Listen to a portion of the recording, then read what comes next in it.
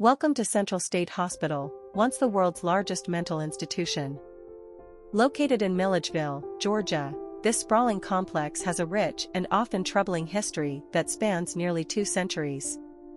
Today, Mikey's aerial squad is on site, capturing the haunting remnants of this historic campus. This footage was recorded on August 3, 2024. Join us as we explore the life of Central State Hospital, from its beginnings to its decline, uncovering the stories of those who lived, worked, and were treated here. In 1837, Georgia lawmakers authorized the creation of a lunatic, idiot, and epileptic asylum. By December 1842, the Georgia Lunatic Asylum opened its doors on the outskirts of Milledgeville, then the state capital. The first patient, Tillman B. of Bibb County, arrived and sadly died of maniacal exhaustion before the summer of the following year. Maniacal exhaustion referred to a state of extreme physical and mental fatigue brought on by prolonged periods of severe mental illness, often resulting in death. This marked the beginning of an institution that would grow exponentially in the years to come. Under the leadership of Dr. Thomas A. Green, who served until 1879, the hospital initially tried to adopt a family model of care, abolishing physical restraints like chains and ropes and having staff eat meals with patients. However, the growing number of admissions soon overwhelmed this approach, leading to overcrowded conditions and the use of more standardized, and often harsher, treatment methods. By the late 19th century, the hospital had grown to accommodate thousands of patients. The Powell Building, constructed in 1886, served as the male convalescent building and admission ward for white males, reflecting the segregated nature of the times. This building, now the oldest on campus, showcases the architectural styles of that era. The institution continued to expand, and by the 1920s, new buildings like the Jones Building were erected to meet the increasing demand. Named after Dr. L. M. Jones, this facility was designed for psychopathic care, highlighting the evolving methods of psychiatric treatment during that period. The mid-20th century saw Central State Hospital at its peak. The Powell Building, named after Superintendent Theophilus O. Powell, was the administrative heart of the hospital.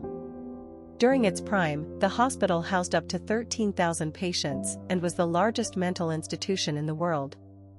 The complex spanned over 2,000 acres and included more than 200 buildings. Treatment methods during this period were often experimental and controversial. Patients underwent lobotomies, which involved severing connections in the brain's prefrontal cortex, thought to reduce symptoms of mental illness. Other treatments included insulin shock therapy, which induced comas using large doses of insulin, and electroconvulsive therapy, ECT, where electric currents passed through the brain to induce seizures. These procedures, while sometimes effective, were also risky and could lead to severe side effects or even death. Patients were also subjected to steam baths, cold showers, and other rudimentary treatments. Living conditions were harsh, with a staff-to-patient ratio as low as 1:100. Reports of abuse and neglect were common, including instances of patients being confined to metal cages, subjected to physical abuse, and forced to clean up vomit by eating a towel. Suicides and violent incidents were not uncommon, further highlighting the dire conditions within the hospital. In 2007, the U.S. Department of Justice launched an investigation into 42 suspicious deaths at the hospital.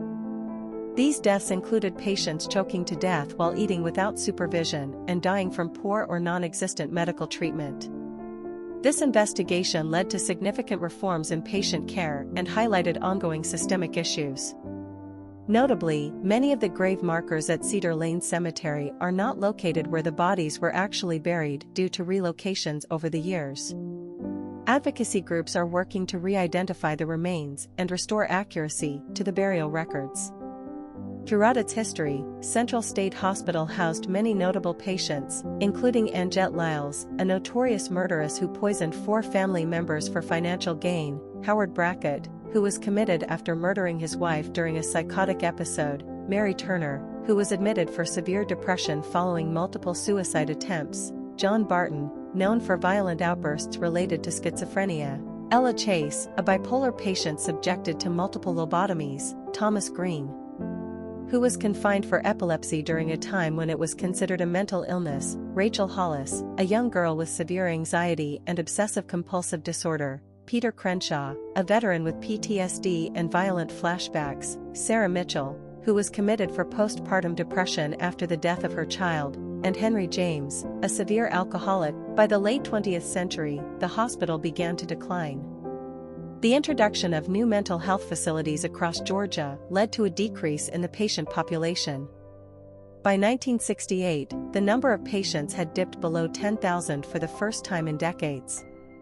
Continued budget cuts and reports of abuse and neglect plagued the institution, leading to further reductions in patient numbers.